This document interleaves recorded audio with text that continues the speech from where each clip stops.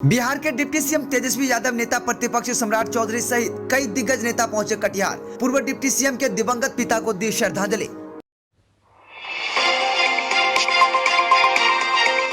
आप देख रहे हैं स्टार लाइन न्यूज, खबर की पड़ताल। तमिलनाडु में बिहारियों पर हो रही हिंसा पर सत्ता पक्ष और विपक्षी नेता हुए एक दूसरे के हमलावर। बिहार के पूर्व डिप्टी सीएम तारकिशोर प्रसाद के दिवंगत पिता गंगा प्रसाद को श्रद्धांजलि देने के लिए बिहार के डिप्टी सीएम तेजस्वी प्रसाद सहित नेता प्रतिपक्ष सम्राट चौधरी, भाजपा नेता शाहनवाज हुसैन, राजद प्रदेश प्रवक्ता मृत्युंजय तिवारी सहित कई दिग्गज नेता कटिहार पहुंचे और पूर्व डिप्टी सीएम तारकिशोर प्रसाद के दिवंगत पिता के तैलचित्र पर पुष्पांजलि देकर उन्हें श्रद्धांजलि दी।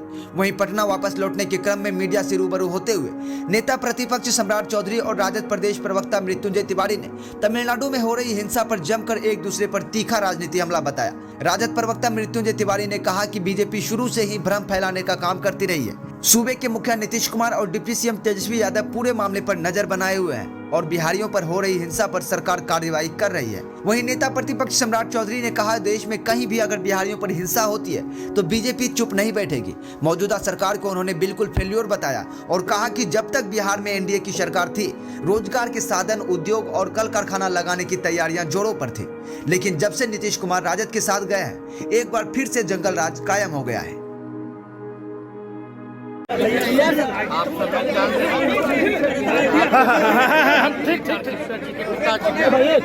देहांत हुआ और सब लोग आज आए। नीचे करो, आईडी नीचे करो। इनके बाबूजी का जो लॉस हुआ है, जिस प्रकार से इन्होंने अपने पिता की लाइए ना, अरे हाथ इसका सराहनीय है। और तारकिशोर जी से हम लोगों का पुराना रिश्ता रहा है,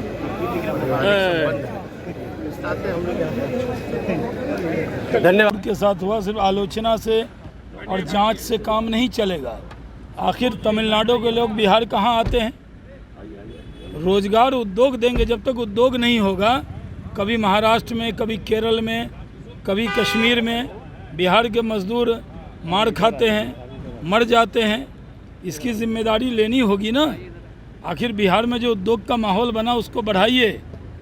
बिहार को उद्योग के क्षेत्र में आत्मनिर्भर होना होगा, तभी बिहार के लोग दर दर क्यों भटक रहे हैं। कोई अपने माँ बाप को, परिवार को छोड़कर जाना नहीं चाहता, लेकिन आज जिस तरह के हालात हैं कि कहीं ना रोज़ कोई ना कोई एक कहानी सुनने को मिलती। कहीं भी एक्सीडेंट होगा, उसमें 5 लोग मरेंगे तो 2 बिहार के लोग मरेंगे, क्योंकि वहाँ काम करने कामगार जाते हैं। तो अभी भी मेरा उनसे अनुरोध है मुख्यमंत्री जी से कि उद्योग पर ध्यान दीजिए, उद्योग स्थापित कीजिए ताकि बिहारियों को अन्य राज्य में जाना नहीं पड़े। देखिए, आज तो व्यक्तिगत तौर पर आदरणीय तारकिशोर जी के यहाँ आया हूँ, लेकिन जहाँ तक तमिलनाडु का इशू है, बड़ा स्पष्ट है। बिहार के एक भी मजदूर पर यदि लाठी चलता हो, कहीं पर किसी की हत्या होती हो, तो ये दुर्भाग्यपूर्ण है। इसलिए हम लोगों ने मुख्यमंत्री जी से जाकर आग्रह किया था कि आप इसकी जांच कराइए, और एक टीम गया और पूरी जांच कर रही है। लगातार ये प्रयास करना है कि हमारे जो मजदूर हैं, हमारे जो लोग प्रवासी हैं, उनको हम सुरक्षित लाएं। देखिए, इस पूरे मामले पर हमारे डिप्टी सीएम ने सदन में ये बातें कही कि जिस वीडियो को दिखाया गया है उसका हकीकत कुछ और है।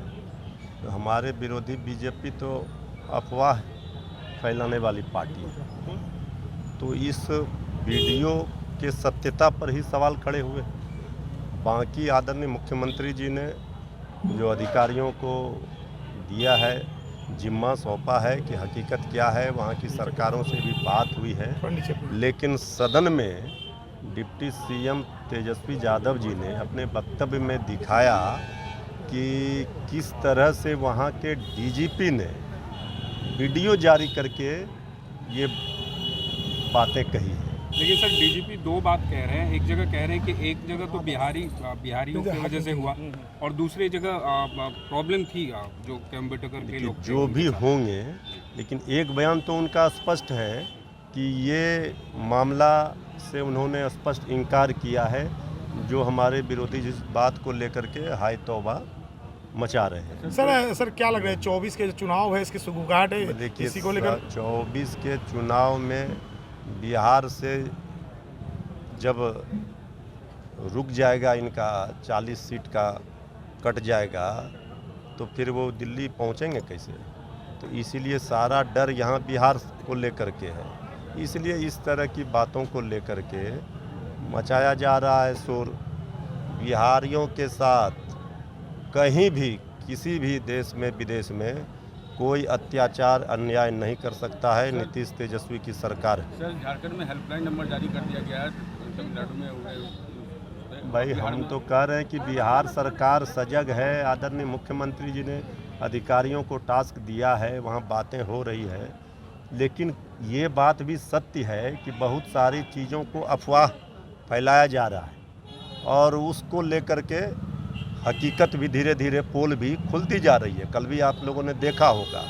तो जो अगर कहीं कोई मामला होगा तो उसका संज्ञान सरकार लेगी, गंभीरता से। सरकार गंभीर है। जो चुनाव हुए हैं, देखिए, पूर्वोत्तर राज्यों की स्थिति, वहाँ पर स्थानीय स्तर पर जो उम्मीदवार होते हैं, क्योंकि हम लोगों का पार्टी तो राष्ट्रीय जनता दल राष्ट्रीय पार्टी भी रहने का सौभाग्य हुआ है। कई प्रदेशों में हमारे विधायक रहे हैं, सांसद रहे हैं। लेकिन नागालैंड में हम लोग चुनाव लड़े, हमारे उम्मीदवार नहीं जीत पाए स्थानीय कारणों से। लेकिन बिहार हमारा मुख्य ये राष्ट्रीय जनता दल का सरकार का हमारी मजबूती है। और महागठबंधन बनी है इसलिए कि जब बिहार, बंगाल, उत्तर प्रदेश और महाराष्ट्र, ये बड़े राज्यों में अगर भारतीय जनता पार्टी को रोक दिया जाएगा तो 100 के नीचे बीजेपी। नेतृत्व में आप जाने को तैयार नहीं है। देखिए, कौन नेतृत्व करेगा ये यहाँ तय नहीं होगा। नेतृत्व तो महागठबंधन में जो सरकार विपक्ष एकजुटता की बात है, उस मुहिम को पहले जोर दिया जा रहा है।